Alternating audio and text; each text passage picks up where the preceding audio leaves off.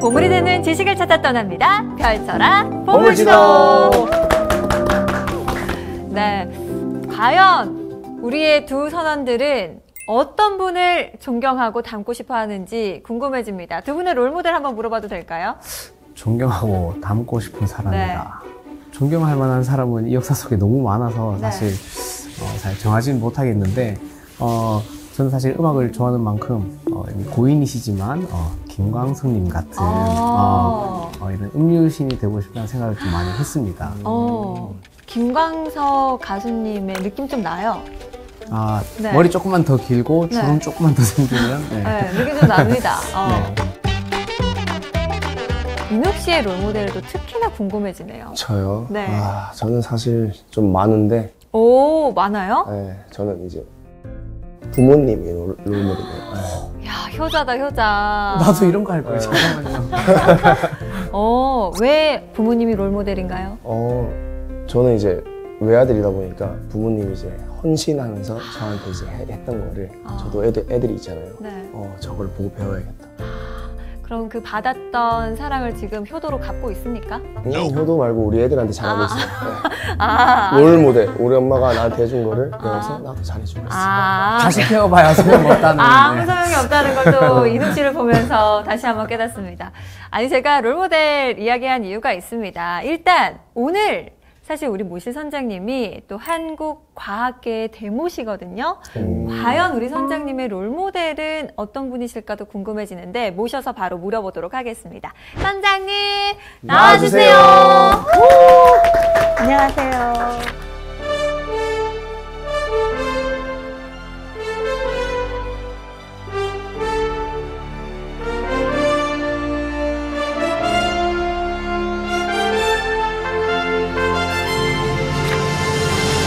사실 저희가 롤모델 이야기를 한창 했거든요. 우리 과학계의 대모 선장님께서는 과연 어떤 분을 롤모델로 삼고 계실까 궁금해져요.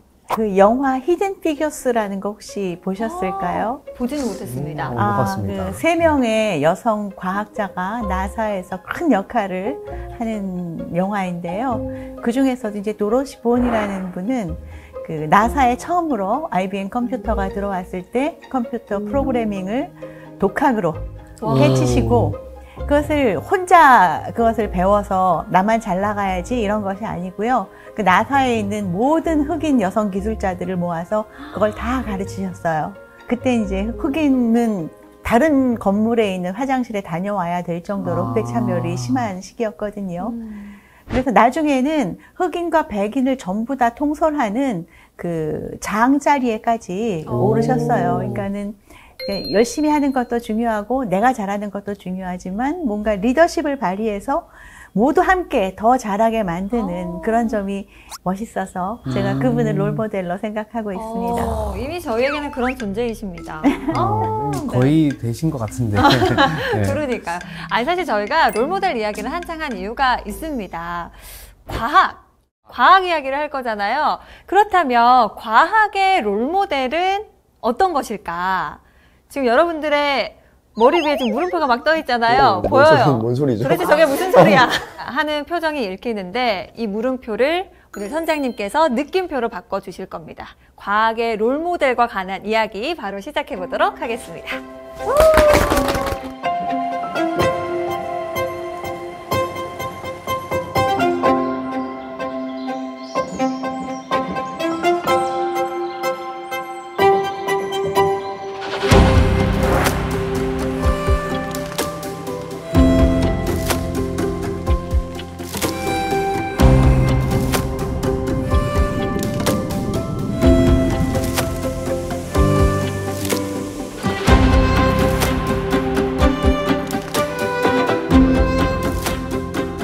오늘 제가 여러분께 해드릴 이야기는 과학의 롤모델, 자연에 관한 이야기입니다.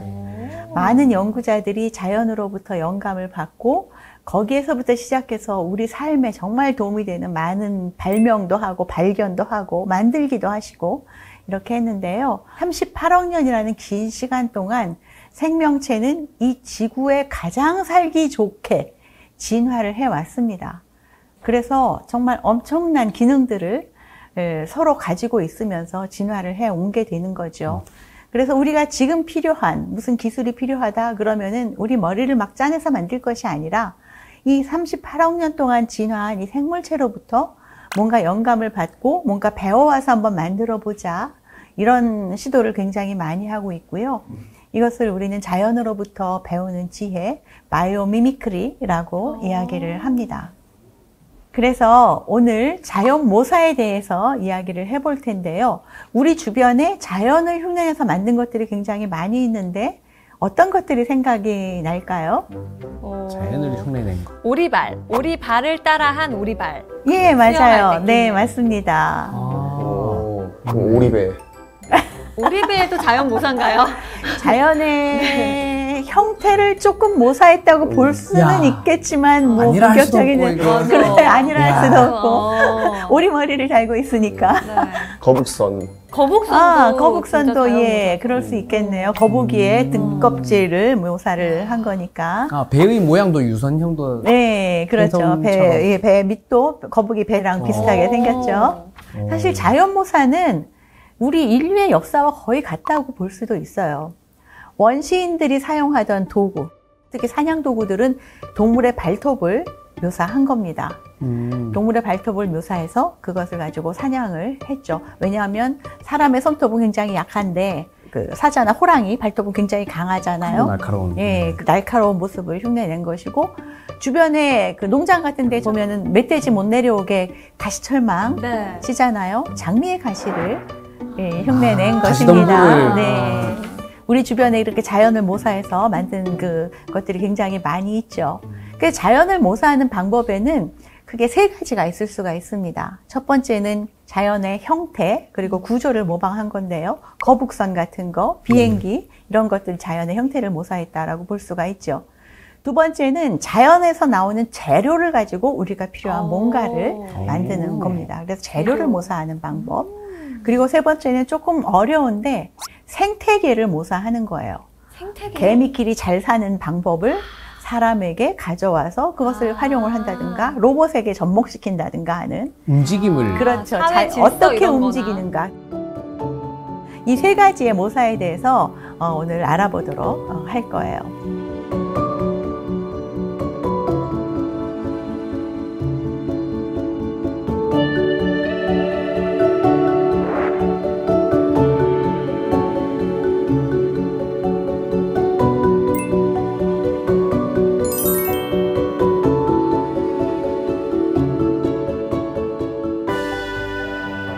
첫 번째 제일 쉬워요. 자연 형태 모사. 자연 형태 모사하면 제일 대표적으로 나오는 것이 기차예요. 우리 왜 KTX 산천 있잖아요. 네. 그 산천이 산천 좋은 곳으로 가서 산천일까? 아닙니다. 산천어? 산천어. 산천어 앞 모양하고 이 KTX 산천 앞 모양하고 아주 비슷해요. 그 공기의 유체의 저항을 줄여주는 형태로 되어 있죠. KTX 굉장히 빨리 가야 되기 때문에 그 공기의 저항을 덜 받게끔 산천어의 주둥이 모양을 만드는 게 바로 KTX 산천입니다. 산천어가 시속 300km로 네. 있습니다. 예, 예. 아니라고 할 수도 없고, 이거. 한국에 KTX가 있다면 일본에는 신칸센이 있죠. 신칸센. 신칸센은 앞 모양이 더 날렵해요. 산천이나 KTX보다 훨씬 뾰족합니다. 그것은 물총새의 부리에서부터 나왔다고 하더라고요. 물총새의 부리는 굉장히 날카롭고 뾰족하고 긴데요. 이 물총새가 공중에서 물 안에 있는 물고기를 보고 물 속으로 뚫고 들어갑니다. 그러니까 물 위에 떠 있는 고기를 잡아먹는 것이 아니라 물 속으로 아주 빠르게 뛰어 들어가서 물 속에 있는 고기를 잡아갖고 나와야 되기 때문에 물의 저항을 거의 받지 않고 입수를 할 수가 있는 부리를 가진 거죠. 그래서 물총새의 부리 모양에서 신칸센의 모양이 나왔다. 이렇게 이야기를 합니다. 그리고 건축물 같은 경우에 굉장히 많이 볼 수가 있어요. 그림 보시면은 선인장 모양 닮았죠? 선인장. 선인장의 모양을 그대로 만든 카타르의 농업행정부 빌딩입니다. 사막에 있기 때문에 선인장의 모양을 담았다라고 할 수가 있고요. 이 선인장의 구조 자체도 어떻게 공기가 잘 순환이 되게끔 이루어진 그런 모양을 담았다고 해요. 자, 왼쪽에 있는 그림 아주 아름답죠? 저게 베이징 올림픽의 주 경기장입니다. 딱 보면 뭐가 생각나시죠? 새 둥지요. 맞아요. 새 둥지. 오, 그런 생각을. 아니 사실 저도 몰랐는데 그때 올림픽 할 때 한창 새 둥지를 닮은 베이징 올림픽 주 경기장 이렇게 많이 들었어서 기억이 남네요. 네, 새 둥지 모양을 만든 겁니다. 사실 새 둥지가 굉장히 얼기설기 만들어져 있는 것 같잖아요. 그런데 신기하게도 태풍이 지나간 다음에도 새 둥지 그대로 있어요. 나뭇가지가 흐트러지지 않고 이것들이 이제 구조적으로 서로 힘을 분산하면서 바람이 아무리 세게 불어도 망가지지 않게끔 만들어져 있기 때문이고요. 마찬가지로 베이징 올림픽의 주 경기장도 철강을 새 둥지처럼 잘 설계를 해서 적은 철을 쓰고도 굉장히 튼튼하게 만든 그럼 저것도 그런 태풍으로 안 구조물이라고. 날아가겠네요. 안 안 날아가죠. 날아가죠. 아니라고 할 수도 없고. 날아갈 수 없어요. 철근입니다.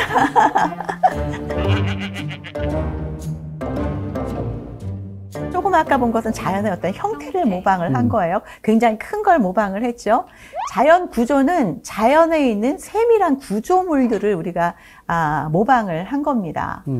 게코도마뱀 같은 경우에는 발바닥에 나노 섬유가 있어서 이것을 가지고 접착을 굉장히 잘해요.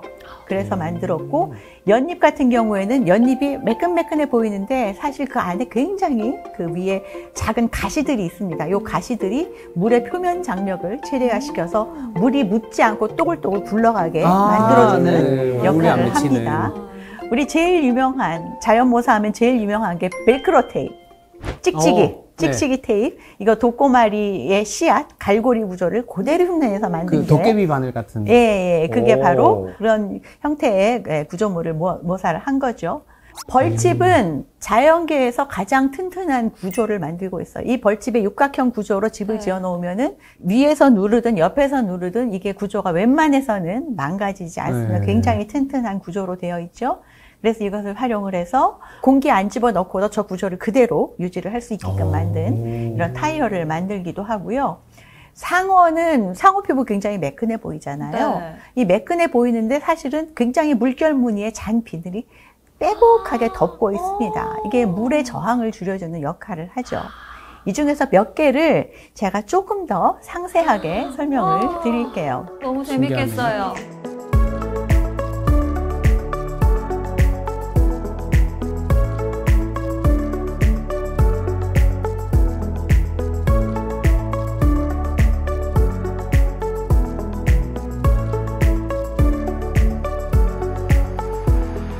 먼저 게코도마뱀이에요. 와우.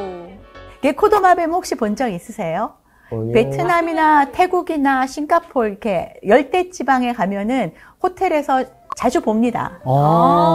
내가 봤던 그 그게 친구가 개구나. 걔가 걔인가 봐요. 벽에도 붙어 있고 천장에도 붙어 있고 사실 이게 귀엽거든요. 네. 자세히 보면 귀여운데 제가 제일 무서웠던 게 잠을 자는데 천장에 있는 거예요, 걔가. 근데 저게 떨어질까봐. 떨어지면 어떡하지? 아. 그냥 거기 있거나 딴 데 가면 괜찮은데 떨어지면 어떡하지? 되게 두려웠는데 제가 마침 출장 가기 바로 전에 그 게코도마뱀 발바닥 접착 기능을 테프론 프라이팬에 붙여도 떨어지지 않는 게코도마뱀을 봤기 때문에 그 좀 두렵지 않게 잘 네. 수가 있었죠. 그 어, 비밀이 신기하다. 바로 발바닥에 숨어 있어요.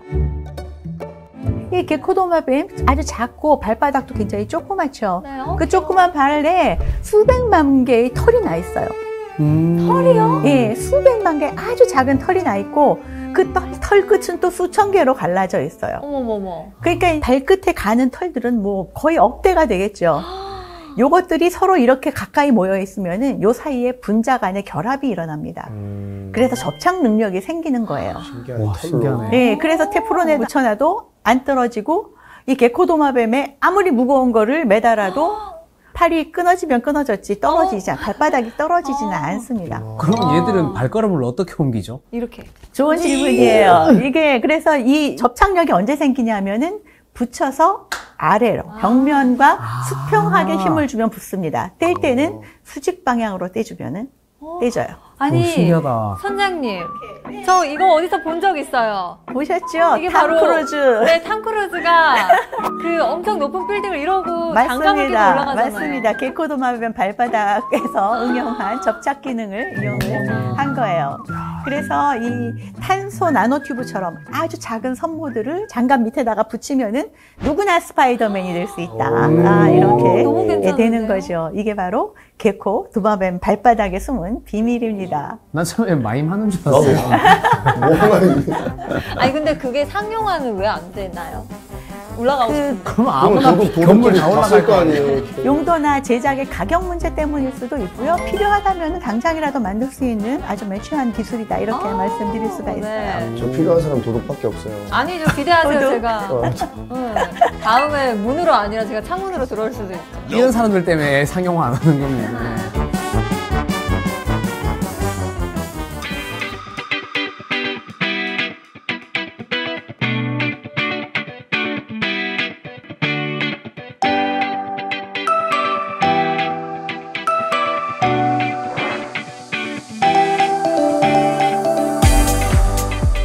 딱정벌레 이렇게 보시면은 어떻게 서 있죠?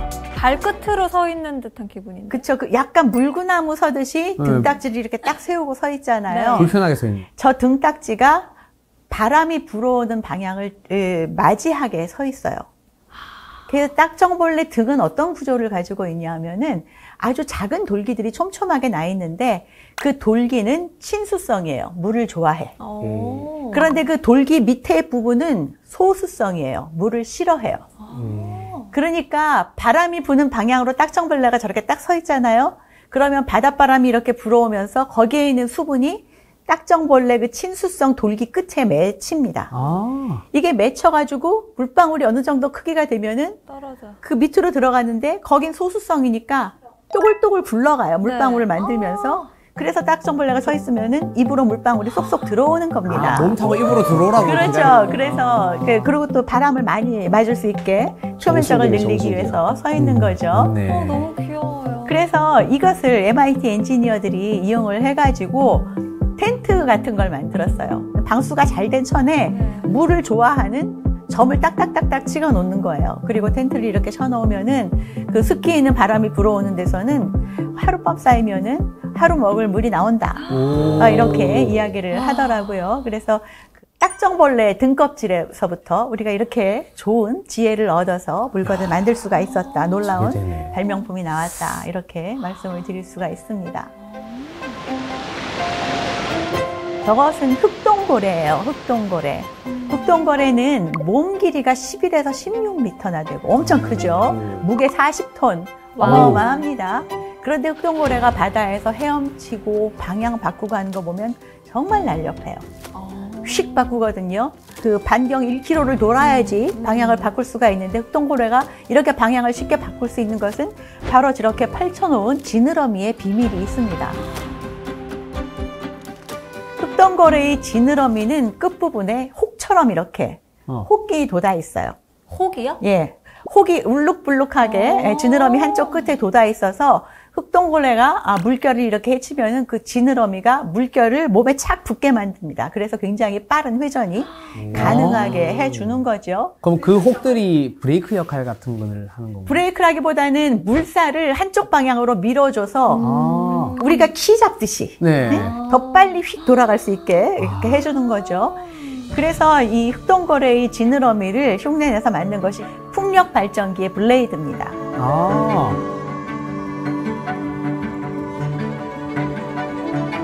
풍력 발전기 바람이 조금 불어도 휙휙 돌아가야 되는데 얘가 바람의 저항을 잘 못 이겨내고 또 그 바람을 풍력 발전기가 도는 방향으로 바꿔주지 못하면은 효율이 굉장히 낮아지겠죠. 그래서 저렇게 만들었더니 같은 크기의 바람에도 더 많은 전기를 생산해내더라. 이게 바로 이제 흑동고래의 지느러미에서 배운 우리의 지혜가 되겠습니다. 신기합니다.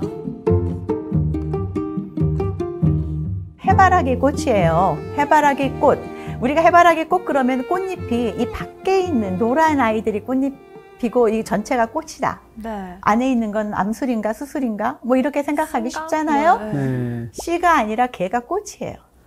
씨는 꽃에서 맺잖아요. 네. 그러니까 저 안에 있는 것들이 사실은 꽃이고요. 이 밖에 있는 것은 이파리가 변해서 생긴 이파리다 생각을 하시면 돼요. 그럼 내가 먹던 해바라기 씨는 어디 부위에? 가운데죠. 가운데? 예, 가운데 있는 것들인데 언뜻 보기에도 너무 예쁘게 회전하는 듯이 배열이 되어 있잖아요. 근데 저 배열이 그냥 배열이 아니에요.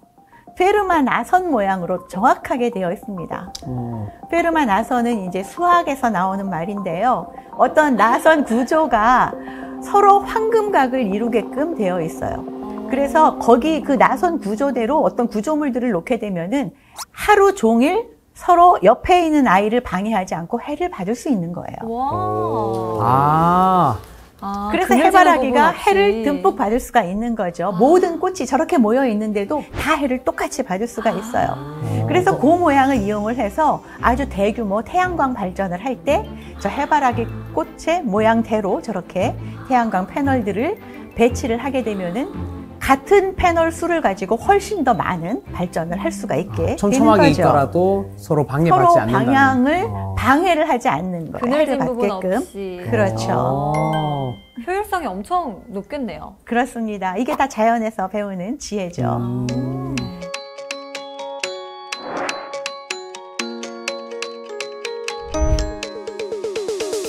자, 상어 피부가 나왔어요. 저기 확대돼서 본 것처럼 딱 보면은 그냥 회색으로 거칠거칠하게 담겨져 있을 것 같은데 그 안에 저렇게 날카로운 이빨 같은 물결 무늬를 가진 비늘이 빼곡하게 들어가 있습니다. 이 피부가 물의 저항을 굉장히 덜 받게 해줍니다. 그래서 상어가 그렇게 빠르게 헤엄을 칠 수가 있는 거죠. 8%의 마찰 저항을 감소를 한다고 해요. 그래서 상어 피부의 그 마찰 저항을 감소하는 기능성 섬유를 만들어서 2008년 베이징 올림픽에서 수영 세계 신기록이 어마어마하게 쏟아졌습니다. 아, 저걸 활용한 수영복인가요? 전신 수영복. 우리 왜 전신 수영복이라고 이야기하는 게 2008년에 처음 나왔거든요. 일본의 수영복 회사에서 만든 건데 대개 뭐 세계 선수권 대회 하더라도 세계 신기록은 한두 개 나오고 좀 세계 신기록이니까 그런데 그렇죠. 베이징 올림픽 때 20개가 넘게 나왔어요. 뭔가 이상하네요. 그런데 그 사람들은 전부 전신 수영복을 입고 있었죠. 그래서 이 수영복을 입은 사람과 안 입은 사람과의 차이를 두는 것은 굉장히 공정하지 않잖아요. 너무 그래서 차이가 2010년부터 세계 수영연맹에서 전신 수영복 착용을 금지시켰습니다. 그러면 수영을 좀 더 잘하고 싶다, 속도가 좀 나가고 싶다 하면은 전신 수영복 입고 하는 게 낫겠네요.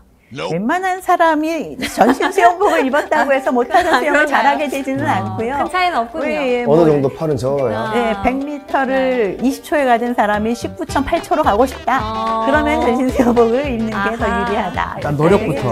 네, 일단 저는 그냥 수영하도록 하겠습니다. 네. 그리고 상어 피부는 또 다른 장점이 있는데요.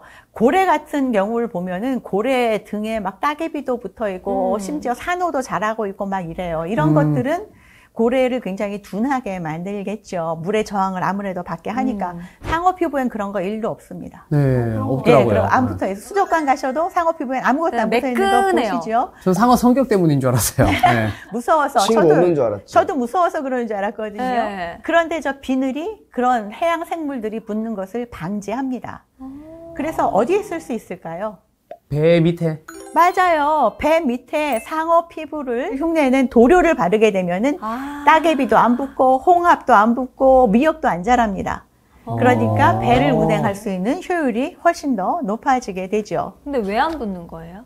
저 비늘의 구조가 굉장히 작은 것들이 날카롭게 있기 때문에 그래서 붙지를 못하는 거다라고 생각을 하고 있어요. 단지 매끄러운 면이 아니니까. 그리고 이게 세균도 붙지 않는다고 하더라고요. 단순히 구조 때문에 세균도 붙지 않아서 구조 때문에? 샤클렛이라는 회사를 만들어가지고 상어 비늘을 흉내낸 그 필름을 만들었는데 이 필름은 항균 효과가 있어서 항균이 필요한 어떤 병원에서 뭐 요도관을 만든다든가 아니면은 그 항균 필름을 만든다든가 이런 데 사용을 하고 있다고 합니다.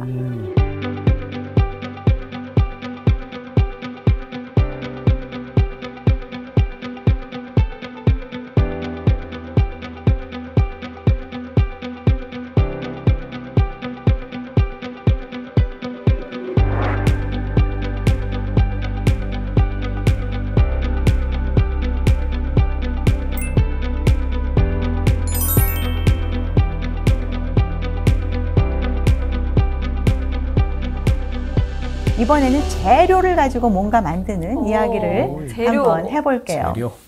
자연에서 재료를 얻어오는 것은 사실은 굉장히 많이 있습니다. 자연의 재료 중에 제일 유명한 게 거미줄입니다. 아, 거미줄. 예, 거미줄 되게 약하잖아요. 우리가 이게 휙 치면은 그냥 망가지고, 네. 그죠? 지나가다가 여기 묻어들게 떼면은 사라지고 네. 이렇게 되는데, 사실 거미줄은 자연에서 가장 강한 소재 중에 하나예요. 와우. 단위 면적당. 아, 크기에 비해서. 그렇죠. 아. 거미줄이 가늘어서 그렇지, 저 거미줄의 성질을 가진 재료를 모아놓으면은 엄청 강한 특성을 가진 것이 나올 수가 있다라는 이야기고요. 얼마나 강한가 하면 같은 지름을 가진 강철보다 5배나 강하다고 해요. 엄청 강하겠죠. 그런데 거미줄은 또 실크처럼 부드러운 성질도 가지고 있잖아요. 그리고 신축성이 엄청 뛰어나요. 맞아요. 우리가 신축성 뛰어난 거 이제 생각하면은 나일론 스타킹 네. 굉장히 쭉쭉 잘 늘어나잖아요. 네. 오. 스타킹의 신축성이 16%인데 거미줄은 이거의 2배, 31%나 늘어납니다. 그러니까는 와. 엄청 사람들이 군침을 흘리는 이런 재료가 되겠죠. 그런데 문제는 거미줄을 만드는 게 그렇게 쉽지가 않은 거예요. 거미줄을 만드는 게 쉽지가 않아서 연구자들이 무슨 일을 했냐면 거미줄을 만들 수 있는 다른 큰 동물을 한번 생각을 해보자. 거미줄을 만들 수 있는 큰 동물이요? 예. 스파이더맨이네. 왕거미. 거미줄을 만드는 그 부분과 염소의 그 젖을 만드는 그 부분이 굉장히 그 구조적으로 비슷하대요. 그래서 거미줄의 DNA를 뽑아서 염소한테 그것을 집어넣어서 염소의 젖에서 거미줄을 뽑아낼 수 있는 이런 것을 만들어내기도 했죠. 그러면 이렇게 이렇게 그쵸, 자가 그쵸, 예. 거미줄이 쭉쭉. 아, 그건 아니죠. 아, 그건 아니에요. 그러면 염소가 네한테 거미줄을 뭐 이렇게. 그건 아니에요. 그러니까는 염소의 젖을 짜면은 거기서 거미줄 성분이 나오는 거예요. 성분이 있다는 그걸 이제 장적을 해서 거미줄 실을 만드는 거죠. 어우. 이게 다행입니다. 엄청 강하기 때문에 방탄조끼도 만들고 뭐 여러 가지 수술용 봉합사 같은 것도 만들고 자연유래 성분이니까. 그리고 이제 우리 바닷가에 가면은 홍합, 멍게 이런 것들 왜 바위에 찰싹 붙어 있잖아요. 그죠? 이 홍합을 이렇게 드러내면은 바위까지 같이 들려 올라옵니다. 아유 가느다란 그 촉수가 이렇게 잡고 있을 뿐인데, 아, 그 뿌리 같은 예, 거. 네. 잡고 있을 뿐인데 이게 물 속에서도 저런 강력한 접착력을 발휘한다는 게 사실은 굉장히 중요하거든요. 물 속에서. 우리가 알고 있는 거의 모든 접착제는 물에 들어가면 다 떨어집니다. 맞아요. 우리가 합성생물학이라고 부르는 그런 분야가 있는데요.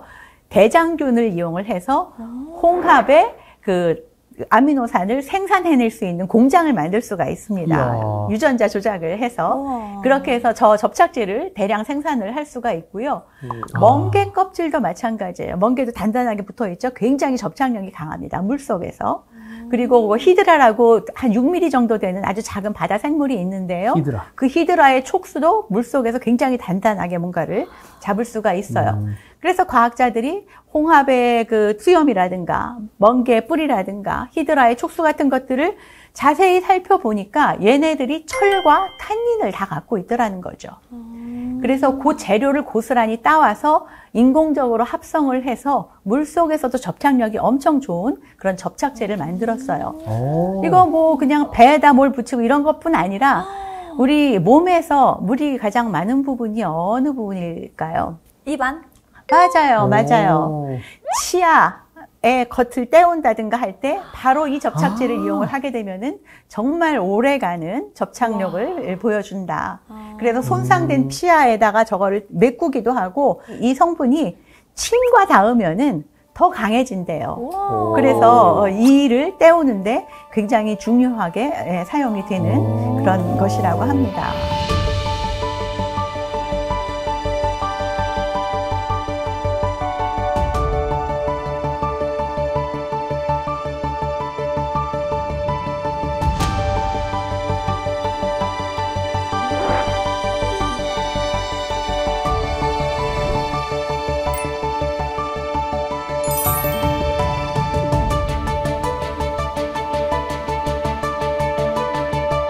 그다음 기능모사를 하는 부분이 있어요. 그러니까는 뱀 같은 동물이나 곤충이라든가 이런 것들을 모사를 하는 방법인데요. 기능을 모사하는 것이 바로 이제 생체 모방 로봇들이 다 기능을 모사를 하는 거죠. 기어가는 기능, 점프하는 기능, 뛰어가는 기능 이런 것들을 모사를 하는 것인데 뱀 로봇 같은 경우에는 뱀은 비늘로 덮여 있잖아요. 그 비늘이 마치 작은 발처럼 움직이면서 앞으로 전진을 하고 굉장히 좁은 곳도 구불구불하게 갈 수가 있죠. 그래서 이 구조를 흉내를 내서 뱀 로봇을 만들었는데 이 뱀 로봇은 실제로 2017년에 지진이 났을 때 그 좁은 틈 안에 사람이 있는지 살펴보고 이럴 때 뱀 로봇을 직접 투입을 해서 활용을 했다고 합니다. 안에 갇혀있던 사람 무섭겠다. 갑자기 뱀 로봇이 딱 들어. 뱀 로봇이 낫지 않겠어요? 맞아. 뱀이 오는 것보다. 그러네요. 네. 그건 그렇네요. 그렇습니다. 그다음에 두더지는 땅을 파고 생활을 하잖아요. 네. 땅 파는 선수입니다. 두더지가 뭘로 땅을 팔 것 같으세요? 손톱. 앞발 아닌가요? 땡땡. 이빨. 오. 이빨요? 두더지가 이빨로 땅을 팝니다. 아. 그래서 두더지가 이빨로 땅을 파고 그 땅을 파서 나온 것은 앞바퀴를 풍차처럼 돌려서 밖으로 내보내요. 그래서 우리가 보면은 꼭 앞발로 땅을 파는 것 같지만 사실은 걔는 밖으로 빼내는 것이고 파는 거는 얼굴이에요. 그래서 이 두더지의 그것을 흉내를 내가지고 닮았다. 두더지 닮았다.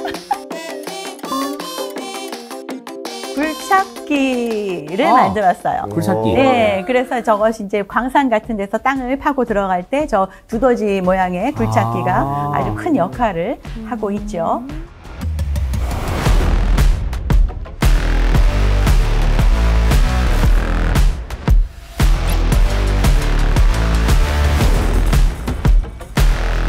코끼리 코는 굉장히 자유롭게 움직여요. 우리가 로봇팔을 만들 때 대개 사람을 생각을 하게 되면은 관절을 연결을 해서 만들죠. 자유도가 별로 없습니다. 움직일 수 있는 게 자유도가 별로 없어요. 근데 코끼리 코는 이게 작은 관절처럼 다 이어져 있기 때문에 굉장히 자유롭게 움직이죠.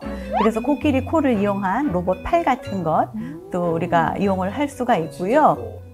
이번에 보여드릴 것은 치타 로봇입니다. 우리가 그 사족보행 로봇을 만들 때 되게 몸통을 튼튼한 상자처럼 딱딱한 걸 만들고 거기에 발을 달아서 발의 관절들만 움직여서 뛰어가게 만들어요. 그런데 치타를 잘 관찰을 해보시면은 몸통은 뻣뻣하게 있고 발만 움직이는 게 아닙니다. 치타가 괜히 세계에서 제일 빠른 동물이 아니에요. 몸이 움츠릴 때는 등이 같이 휩니다. 그리고 온몸으로. 그렇죠. 팔다리를 펴줄 때는 등이 활짝 펴지면서 갑니다. 그걸 반복하기 때문에 스프링이 휘었다 접었다 이걸 반복하면서 가기 때문에 치타가 그렇게 빨리 갈 수가 있는 것이고 이를 활용해서 저런 소프트 로봇 등이 같이 휘었다 펴졌다를 하면서 갈 수 있는 아주 빨리 갈 수 있는 치타 로봇을 만들었죠.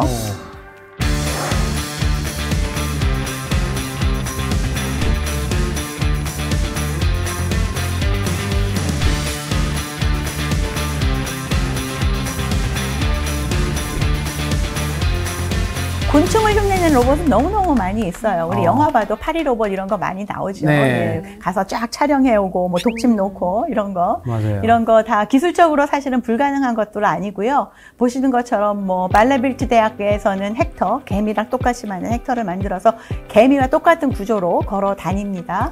그리고 오른쪽에 있는 거 곤충이라 그랬는데 저건 뭘 흉내를 냈을까요? 거미 같아요. 거미 같죠? 딱 보면 거미는 곤충이 아니죠. 그죠? 거미 절지동물입니다. 절지동물입니다. 거미는 발이 8개예요. 아차차차. 곤충이니까 발이 8개죠.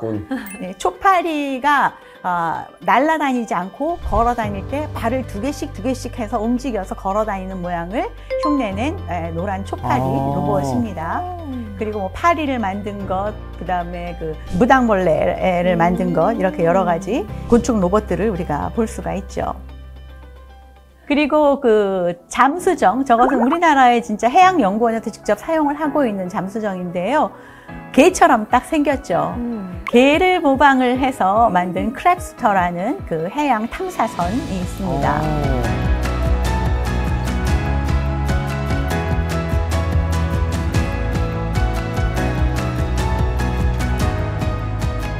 가오리 로봇도 있어요. 가오리. 가오리 아시죠? 이렇게 네. 마른 목골로 생기고 꼬리가 달려 있습니다.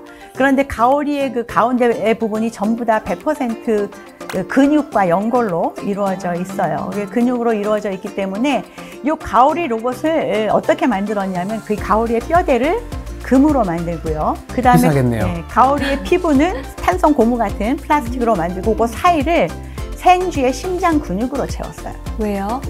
생쥐의 심장 근육으로 채워서 이 가오리가 움직이는 게 꼬리를 흔들어서 움직이는 게 아니고요. 이 근육이 수축했다 이완했다 수축했다 이완했다 하면서 가오리가 움직입니다. 가오리 꼬리 되게 보잘것없잖아요. 네. 아주 조그맣고. 그래서 움직이는 것은 근육이 수축과 이완을 반복하면서 움직이기 때문에 생쥐의 심장 근육으로 그 사이를 채워놓고 우와. 저 가오리의 금으로 된 뼈대 부분에다가 광 자극을 주면은, 빛으로 자극을 주면은 그 자극이 퍼져나가면서 근육이 수축과 이완을 반복하고 그래서 가오리, 저 로봇이 헤엄을 칠 수가 있어요. 빛만 있으면 에너지 없이 갈 수 있습니다. 그게 가장 장점이라고 할 수가 있고요. 또 머리 부분에 자극을 두 군데를 줄 수가 있게 해서 한쪽 부분에 자극을 더 크게 주면은 한쪽은 빨리 움직이고 한쪽은 천천히 움직이겠죠. 방향 조절이 방향을 되겠네요. 전환을 할 수가 있는 거죠. 어머나. 그래서 저렇게 가오리의 생태를 잘 관찰을 해서 가오리 로봇도 만들었습니다.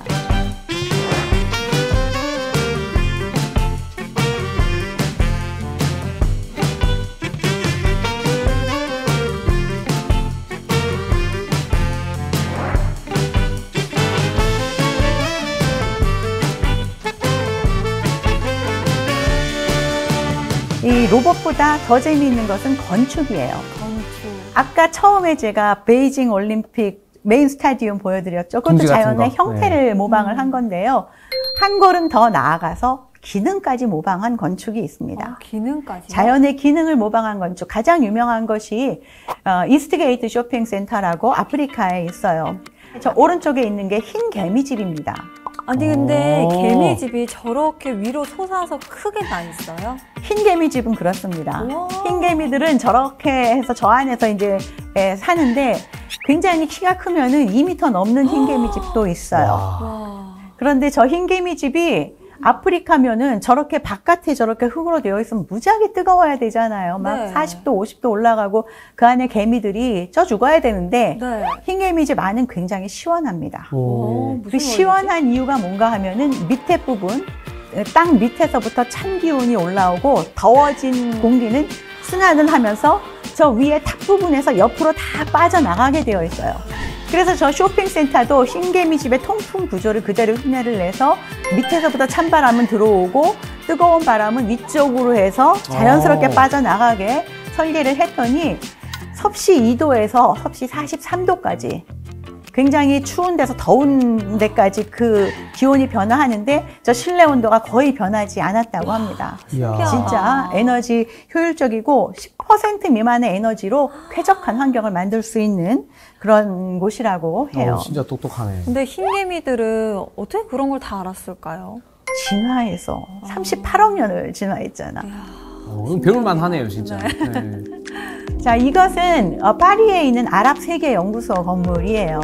그런데 이 건물은 홍채를 모사했습니다. 우리 눈에 홍채 무슨 역할을 한다고 했죠? 빛이 강하면 조리개 역할. 조리개 역할. 빛이 강하면 닫아주고 네. 약하면은 열어주는 역할을 하죠. 바로 그렇게 구조가 되어 있어요. 그래서 자세히 보시면은 이 홍채의 셔터 닫히는 것처럼 이렇게 원형으로 되어 있고 저게 날이 더우면 닫아줬다가 아침 저녁으로 저걸 활짝 열어주고 이게 자동으로 움직일 수 있게 만들어 놓은 그런 건물입니다. 그러면 안에 내부의 조도가 거의 일정하게 일정하게 유지될 수 조도도 그렇게 되고 그 다음에 이제 햇빛을 막으니까 온도도 관리가 되고 그렇게 되죠. 있는. 이야. 이건 우리나라에 있는 건물이에요. 여수 엑스포의 주재관인데요. 여기는 어떤 루버 시스템을 만드는데 극락조 꽃을 활용을 했어요. 무슨 행사 같은 거 있을 때 화환, 어마어마한 화환 오면 그 가운데 딱 꽂혀 있는 저런 꽃 아마 보신 적이 있으실 거예요. 극락조 새처럼 생겼죠. 저 극락조화가 어떤 특징을 가지고 있는가 하면은요, 극락조화의 저 부리처럼 생긴 부분, 저 부분이 새가 앉는 부분입니다. 그리고 그 꽃가루와 꿀은 어디 있냐면 저 보라색에 있어요. 저 위에 벼슬 같은 것은 새를 유혹하는 부분입니다. 새가 저걸 보고 와서 여기 앉아서 내 꿀을 가져가되 꽃가루 같이 가져가. 그게 극락조가 이제 의도하는 거거든요. 그런데 꽃가루가 저렇게 있으면은 뭐 자기가 원하지 않을 때 꽃가루가 뭐 바람에 날아간다든가 떨어진다든가 비에 젖는다든가 네. 이럴 수 있죠. 그래서 저 보라색이 보통 이렇게 닫혀 있어요. 완두콩 껍질 딱 닫히듯이. 그런데 새가 와서 저 부리에 딱 앉잖아요.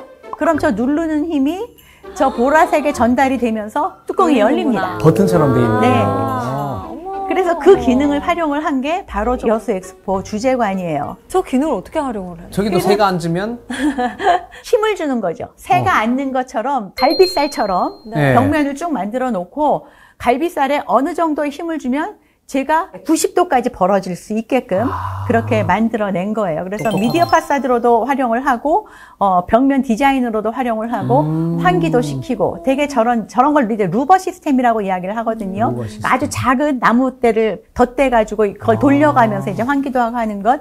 그 루버 시스템에는 힌지라는 게 있어서 걔가 돌려줘야 돼요. 사실은 네. 경칩 같은 게 돌려줘야 되는데 여기는 경칩이 없이 힌지 없이. 예, 힌지 없이 된다. 와, 이렇게 신기하다. 예, 만든 건물이 되는 거죠.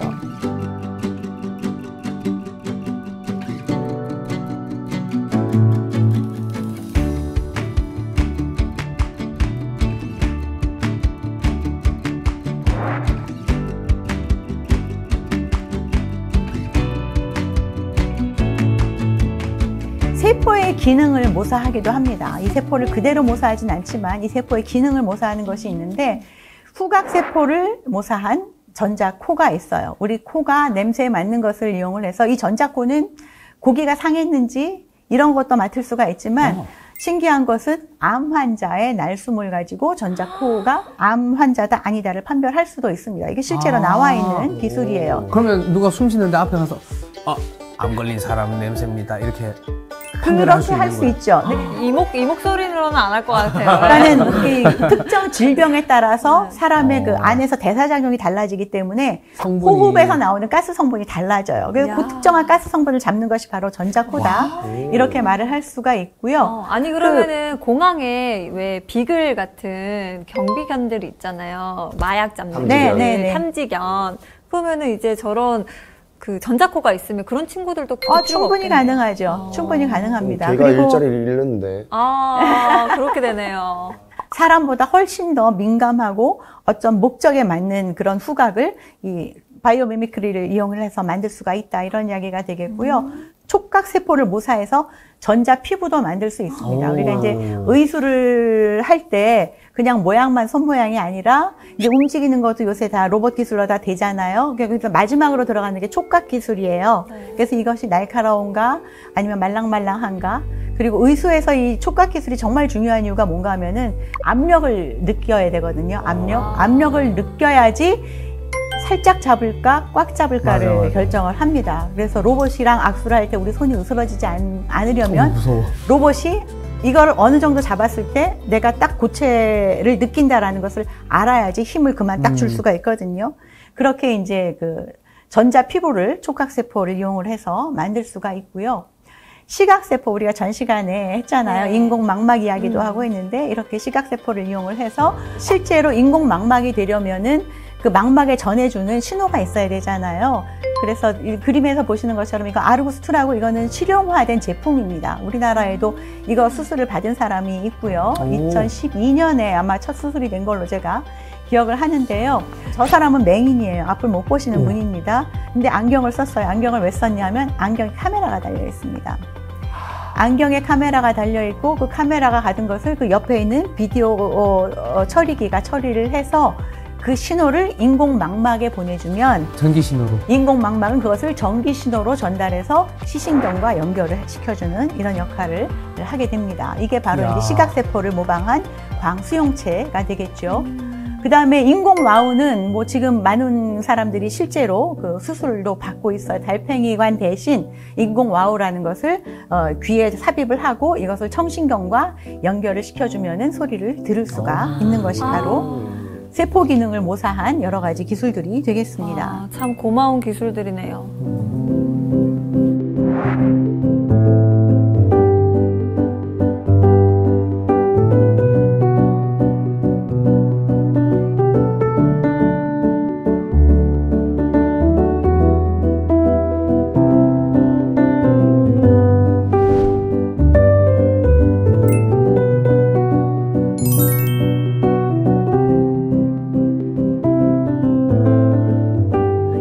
생태계 모사예요. 생태계? 생태계라는 것은 어떤 하나의 동물이나 하나의 식물, 사람 한 명을 이야기를 하는 것이 아니라 우리가 이렇게 사회를 이루듯이 동물의 사회, 식물의 사회, 뭐 이런 것들을 우리가 생태계다 이렇게 이야기를 합니다. 이렇게 전체가 어우러지면서 뭔가 발전을 하기도 하고 상호작용을 하기도 하고 이 생태계 모사를 통해서 풍력 발전을 한 사례가 있어요. 이 모사를 한 게 뭔가 하면은 그 물고기 떼. 물고기 때 우리 왜 그 동물의 왕국이나 네. 뭐 내셔널 지오그래피 이런 거 보면 물고기들이 이렇게 떼를 지어서 막 움직이잖아요. 얘네들이 아무 생각 없이 움직이는 게 아니라 모양을 딱 짓고 있습니다. 어떻게 해야지 와류가 발생을 해서 이 물고기 떼가 가장 안전하고 편안하게 이동을 할 수 있는지가 차이가 납니다. 이것을 수학적으로 계산을 해서 풍력 발전기를 저 와류를 발생시키는 방향으로 한 거예요. 그러면은 보통 풍력 발전기는 앞에서 돌면은 뒤에 있는 애는 그것과 상관없이 바람이 불면 그냥 돌아가는데 저렇게 생태계 구조를 흉내낸 배치를 하게 되면은 앞에 풍차가 돌아가면서 낸 바람이 뒤에 풍차를 돌아가는데 더해지는 거예요. 자연의 바람에 더해서. 그러니까 훨씬 더 효율이 에너지 손실을 높아지게 최소화하는. 되겠죠. 에너지 손실을 최소화하면서 새로운 에너지를 받게까지 하는 거죠. 앞에 애가 만들어진 에너지까지 자기가 사용을 하게 되니까. 그러면 저 풍력 발전기에 흑동고래의 그 지느러미가 있고, 그렇죠. 근데 그거 모아놓은 거는 또 물고기 떼를 흉내냈고, 그렇죠. 다 따로 있네요, 그냥 자연에서.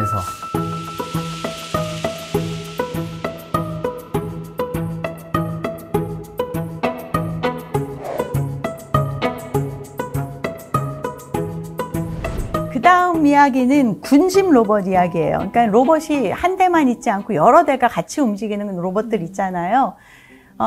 요새 그 부산에 가면은 그 드론 수천 대 드론쇼. 가지고 네. 예, 어마어마한 멋있더라고요. 정말 아름다운 모습도 막 보여주죠. 네. 그것은 사실은 그 로봇들이 자율적으로 움직이는 게 아니라 로봇 한 대 한 대, 1000대면 1000대, 만 대면 만 대를 하나하나 다 프로그램을 해서 그 프로그램 한 대로만 움직이게 한 거예요.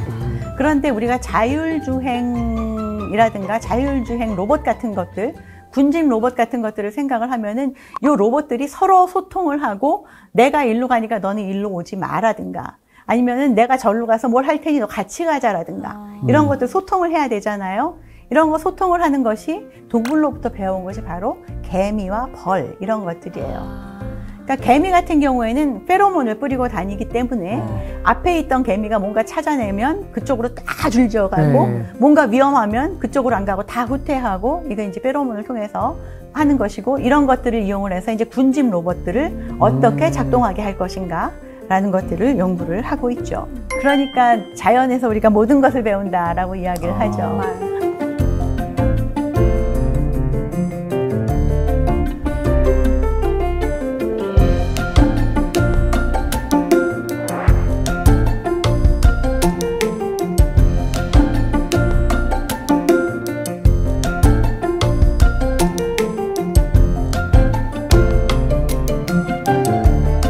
말씀드린 내용들이 어떻게 보면은 자연에서부터 우리가 모든 것을 배웠다라는 이야기로 귀결이 될 수 있을 것 같은데요.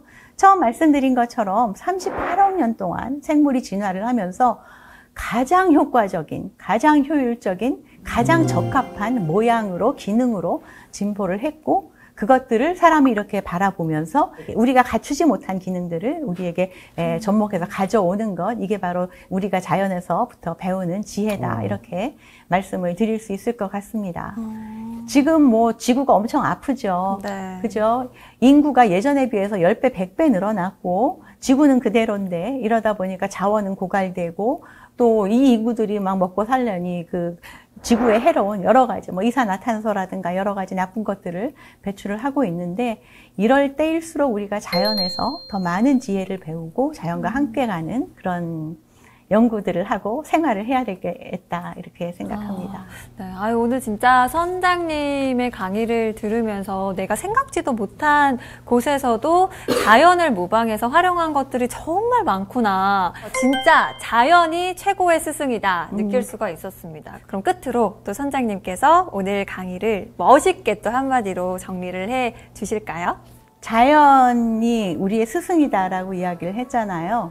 그래서 우리는 자연을 보호하는 것이 아니라 자연을 존중해야 된다라고 생각합니다.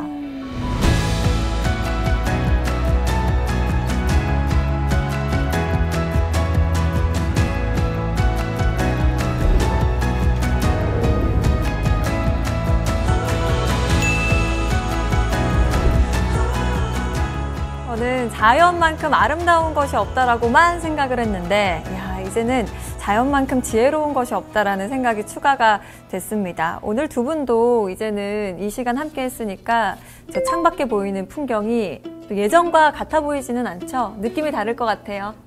사실 뭐 요즘에 보면은 건물들이 되게 특이한 모양이 많잖아요. 네. 그래서 이거를 듣기 전에는 왜 모양을 저렇게 만들까라는 생각만 하고 끝났는데 이제는 그런 건물을 보면은 이거는 뭘 보고 만들었을까 생각을 기능이나. 해볼 수 있을 것 같은 생각이 듭니다. 감동이에요. 네. 꼭 그런 생각을 해주고 또 느낀 점도 우리 같이 공유하고 해요. 공유는 안 할래요.